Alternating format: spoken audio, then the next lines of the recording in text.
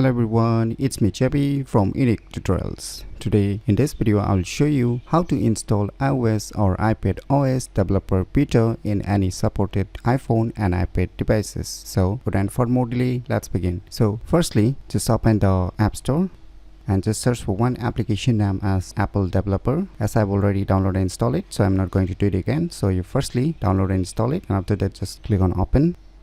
On opening, at the bottom you will see here account. Just click on it and sign it with your Apple ID account. And after signing it with your Apple ID account, you can just minimize this application. Now just open the settings, and now just click on this general option. Now click on the software update.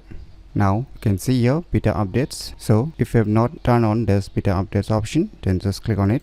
Now under it you will see your various developer beta as well as the public beta updates. So right now you can see for my device the iOS 26 developer beta is being available. So just select it.